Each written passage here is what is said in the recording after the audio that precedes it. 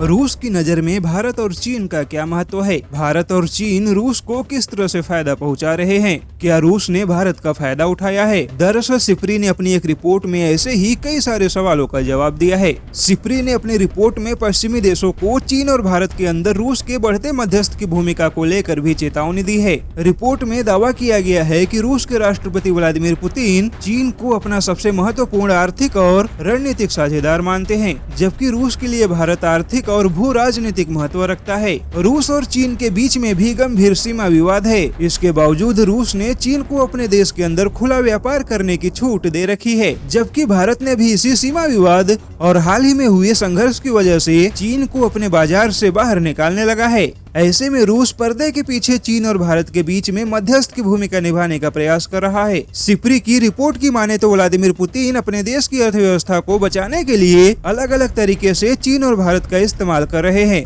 क्योंकि रूस ने अपने सबसे दुर्गम आर्कटिक क्षेत्र में प्राकृतिक संसाधनों को निकालने के लिए भारत और चीन दोनों को ही महत्व दिया है। वैसे तो सिप्री की रिपोर्ट की माने तो रूस केवल चीन और भारत के साथ अपने संबंधों का लाभ उठाना चाहता है, लेकिन इस रिपोर्ट से अलग देखा जाए तो कहीं न कहीं रूस के लिए भारत का महत्व ज्यादा है, क्योंकि पिछले साल जब चीन के राष्ट्रपति शी जिनपिंग रूस की यात्रा पर गए थे, तब व्लादिमीर पुतिन ने शी जिनपिंग को 1 घंटे से भी ज्यादा का इंतजार करवाया था, और पिछले ही साल तुर्की के राष्ट्रपति अर्दोगन को तो 5 घंटे से भी ज्यादा का इंतजार करना पड़ा था। लेकिन जब पीएम नरेंद्र मोदी रूस के दौरे पर गए थे, तब व्लादिमीर पुतिन मुलाकात वाली जगह पर पहले से ही पीएम नरेंद्र मोदी का इंतजार कर रहे थे। व्लादिमीर पुतिन के बारे में कहा जाता है कि वह अपने विदेशी मेहमानों को मुलाकात के लिए लंबा इंतजार करवाते हैं, क्योंकि व्लादिमीर पुतिन को देर से सोकर उठने की आदत है और वह अपने दिनचर्या से कोई समझौता नहीं करते। लेकिन पीएम नरेंद्र मोदी के लिए व्लादिमीर पुतिन ने अपने दिनचर्या को बदल दिया था, जिससे यह साबित होता है कि रूस के लिए भारत का महत्व चीन से कहीं ज्यादा है।